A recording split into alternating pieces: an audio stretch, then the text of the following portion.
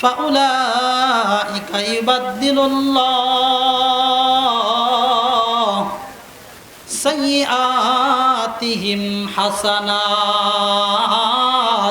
জোরে কোন আল্লাহু আকবার। মুসলমান যখন আল্লাহু আকবার নামের ধ্বনি যখন উচ্চ কণ্ঠে বলবে, এই বান্দাটার ঈমানটা যদি দুর্বল হয়ে থাকে, আল্লাহ পাক রব্বুল আলামিন এই বান্দাটার লো কোয়ালিটি ঈমানটাকে হাই কোয়ালিটি করে দিবেন। জোরে কোন আল্লাহু আকবার। মুসলমান যখন আল্লাহু আকবার ধ্বনি জোরে বলবে, আসমানের মালিক আমার আল্লাহ এই বান্দাটার অতীতের গুনাহগুলো মাফ করে দিবে। আল্লাহু আকবার জোরে বলাটা পয়গম্বরের সুন্নাত। জোরে কোন আল্লাহু আকবার। এই যে আমরা আসছি, এখানে কিন্তু কোনো ঘোষণা হয় নাই যে এখানে আসলেই 500 করে টাকা দেওয়া হবে। এই ঘোষণা কি হয়েছে?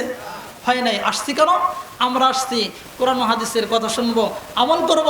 আল্লাহ যেন এই মাহফিলকে উসিলা করে আমাদের সকলকেই মাফ করে দেয়। সকলে বলি আমিন। ইতিহাস ইতিপূর্বে এখানে আমার মনে হয় এই বাজারে এরকম কোরআন ও হাদিসের আলোচনার একটা প্যান্ডেল স্টেজ এখানে করা হয়েছে কি? হয় নাই। এর আগে হয়তো হয়েছে একবার, চিনারা করছেন, তো ওনাদের জন্য আমরা কি করব? দোয়া করব। কারণ এই যুবকেরা ইচ্ছা করলে গানের মঞ্চ করতে পারতো না, যুবকেরা ইচ্ছা করলে এখানে খারাপ কাজের আড্ডা দিতে পারতো না। আজকে কি বার? বৃহস্পতিবার। গত বৃহস্পতিবার বাট্রা বাজারের পূর্ব সাইডে বয়ান করে প্রায় রাত 12:30টার পরে একটা বাজারের উপর দিয়ে আসছি, বাজারটার নাম বলবো না। 12:30টার পরে কিছু ছেলে এরকম 2টা বক্স চালায়া একটা গান ছাড়ছে। গানটা কি বলবো? একবার শুনছি আমি। গানটা এমন একটা গান বলছেন ওনারা ওই গান চালাইছে আর ড্যান্স দিচ্ছে। কিন্তু আমি যখন বাজারের ভিতরে প্রবেশ করছি, দেখছে হুজুর মানুষ গানটা সাউন্ডটা কমায় দিচ্ছে। আমার আল্লাহকে বললাম, আল্লাহ বিচারাদেরকে হিদায়ত দিয়ে দাও। হিদায়তের মালিক কে? আল্লাহ। পুরা বক্সের ভিতরে চালাইছে। ওই পথে যখন আমি যাই, মাঝে মাঝে একটা মেয়ে দেখতে পাই। এই শিল্পীর নাম কি জানেন? কে জানেন বলেন তো? এই শিল্পীর নাম হলো শরীফউদ্দিন। সর্বপ্রথম এই শিল্পী এই গানটা গাইছিল। আমি বললাম, যেই পথে তুই মেয়ে দেখতে চাস, মেয়ে দেখতে পাস, তো ওই পথে যাস কেন? ঠিক না? আজকে দুনিয়াতে দেখেন সব জায়গায় গুনাহের কাজ। রাত 12:30টার পরে এই যুবকেরা জেগে জেগে কি করছেন? গান চালিয়ে দিচ্ছেন। নাউজুবিল্লাহ বলেন। আর ওনারা ড্যান্স দিচ্ছেন, অথচ ওরা বাবার টাকা খরচ করে গুনার কাজ করতেছেন। বলেন তো, এই যে বাবা মা এদের খোঁজ নিল না, এই দায়িত্বটা কার ছিল? রাত্রে আমার সন্তান আপনার সন্তান কোথায় থাকলো, খোঁজ নেওয়ার দায়িত্বটা আমার। আল্লাহ পাক রব্বুল আলামিন বলেন, ক্বালু রাব্বানা ইন্না আতআনা সাদাতানা ওয়া কুবারানা ফাআদাল্লুনা সাবিলা রব্বানা আতিহিম দি'ফাইনি মিনাল আযাব ওয়ালআনহুম লা'নান কাবীরা।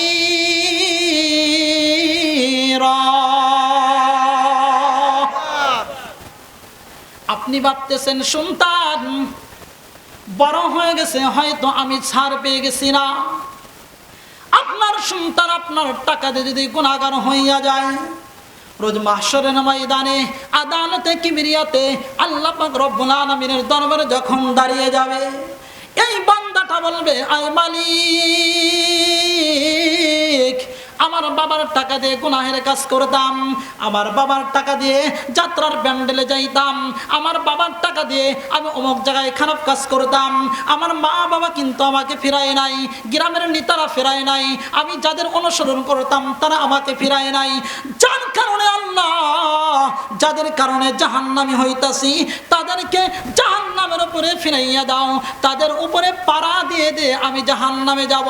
শুধু তাই নয়, যাদের কারণে জাহান্নামী হইলাম এই সমস্ত ব্যক্তিদেরকেও আমার সাথে জাহান্নামে দিয়ে দাও।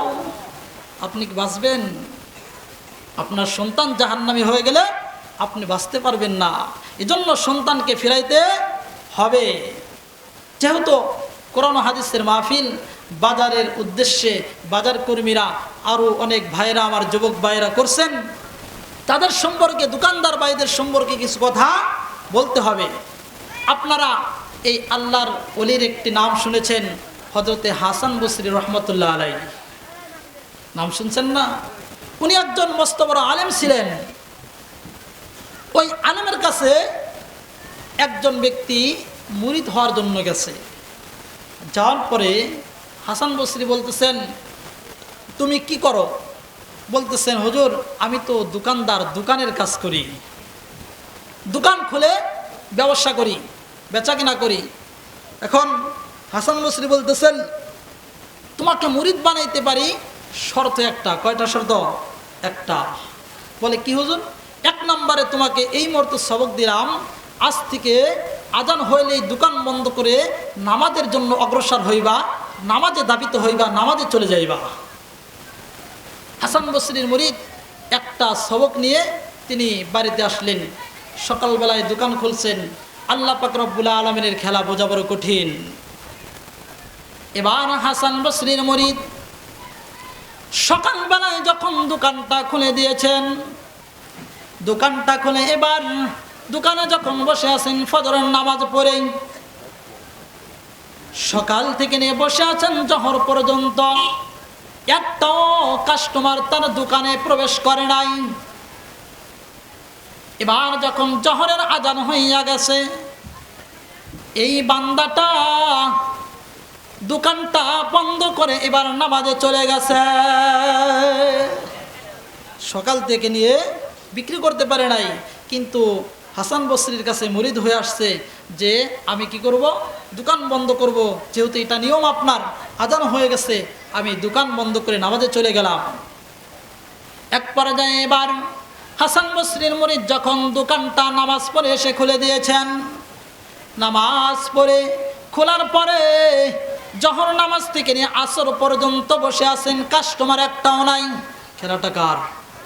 আর একটু জোরে কন, জবানটা খুলে কন, কার? এবার হাসান বসরির মুরিদ মনে মনে ভাবতেছে, ইতিপূর্বে যতদিন আমি দোকানদারি করেছি কোনোদিন তো এরকম হয় নাই, যেহেতু মুরিদ হওয়ার পরে এইরকম হলো, অবশ্যই এই খেলাটা আমার আল্লাহ। মন খারাপ করে নাই, সে জোহর নামাজ পড়ে আবার দোকান খুলছেন, এবার আসর পর্যন্ত কাস্টমার নাই। এবার ভাবতেছেন আল্লাহ তাআলা হয়তো আসরের পরে আমার রিজিকের ব্যবস্থা করে দিবেন, কিন্তু এমন হয়ে গেল আসরের পর থেকে নিয়ে মাগরিব পর্যন্ত কোনো কাস্টমার নাই। এবার মাগরিবের নামাজটা পড়ে আল্লাহকে ডাক দিয়ে বলতেছেন, ওর মালিক, আয় আল্লাহ, ইতিপূর্বে তো এরকম হয় নাই, আপনি যেহেতু করেছেন, ও আল্লাহ আমি এরকম পরীক্ষায় কোনোদিন পড়ে নাই। রব্বুল আলামিন তোমার দরবারে জানতে চাই মালিক, এই খেলাটা কি জন্য হইল?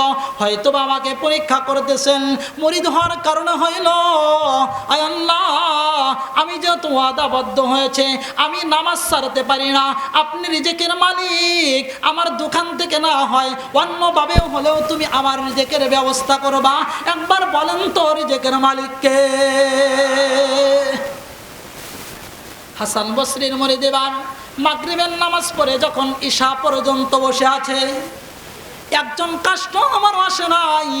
ঈশা নামাজটা পড়তে যখন আজান হয়ে গেছে, দোকানটা বন্ধ করে এবার তিনি মসজিদের ভিতরে চলে গেছে। আমার আল্লাহ আসমানের মালিক খুশি হইয়া গেছে। কারণ হলো দোকানটা বন্ধ, রিজিকের কোনো ব্যবস্থা নাই। এবার যখন ঈশা নামাজ পড়ে যখন দোকানটা ওপেন করছে, আসমানের মালিক আমার আল্লাহ, আল্লাহু আকবার বলে, আমার আল্লাহ পাক রব্বুল আলামিন বসরিন, দুনিয়ার কোনো মানুষ নয়, জান্নাতের টাকা দিয়ে সারি সারি ফেরেশতা ওই দোকানের সামনে দাঁড়াও করায় দিছে। এবার যখন হাসান বসরির মুরিদ দোকান খুলে দেখে এত সুন্দর মানুষ কোনোদিন তো আমার চোখে পড়ে নাই, এত সুন্দর মানুষ কোত্থেকে আসলো। হাসান বসরির মুরিদ আশ্চর্যান্বিত হয়ে গেছে, একটা মানুষও তিনি চেনে না, এমন এমন সুন্দর পোশাকধারী মানুষ, আসলে টাকাগুলো বড় সুন্দর, ওই টাকার ভিতরের দিকে মেশক আম্বরের ঘ্রাণ হচ্ছে। এবার যখন বেচাকেনা সম্পন্ন করে সকালবেলায় হাসান বসরির দরবারে গিয়ে এবার উপস্থিত হয়ে গেছে, বলতেছেন হুজুর খেলা কি কিছুই তো বুঝতে পারলাম না। ও উস্তাদ কেমন খেলা হইল, সকাল থেকে নিয়ে ঈশা পর্যন্ত একটা কাস্টমারও আসে নাই, কিন্তু ঈশা নামাজ যখন পরে দোকানটা ওপেন করে দিলাম, এতগুলো কাস্টমার আসলো, একটা কাস্টমার তো আমি চিনতেও পারলাম না, এই কাস্টমারগুলো কোত্থেকে আসলো। হাসান বসরি এবার ডাকদা বলেন, ও সাগরিদ শোনো, যেই সমস্ত লম্বা দাড়িওয়ালা পাঞ্জাবি পরা টুপি পরা মানুষগুলো দেখেছ, এগুলো দুনিয়ার কোন মানুষ নয়, তোমার ত্যাগের কারণে, আসমানের মালিকের হুকুম পালন করার কারণে, নামাজ পড়ার কারণে আসমানের মালিক আমার আল্লাহ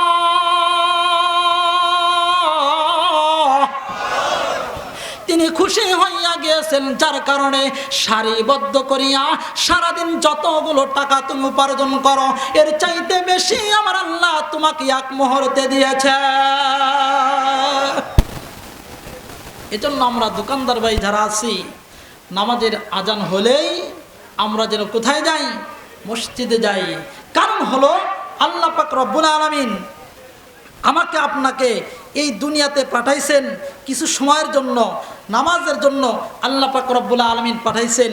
এখন যদি আমরা দুনিয়াতে ইবাদত না করি, আমার টাইম তো শেষ। দেখেন আহারে, এক সময় আমি ছোট ছিলাম, মনে পড়ে সেদিনের কথা, এক সময় দাঁড়িয়ে ছিল না, এক সময় দাঁড়িয়ে এতটুকু ছিল, এখন বড় হয়ে গেছে, এই পর্যায়টা আপনাদেরও হয়ে গেছে। কত মানুষের দাড়ি সাদা হয়ে গেছে, এখন তো আপনার সাদা হয়ে গেছে, আবার এক সময় দেখবেন এই সাদা দাড়িও থাকবে না, এই সাদা দাড়ি লইয়া আপনি কবরে চলে যাবেন। মুফাসসিরিন কিরাম বোঝানোর জন্য উদাহরণ দেয়, ও পৃথিবীর মানুষ শোনো,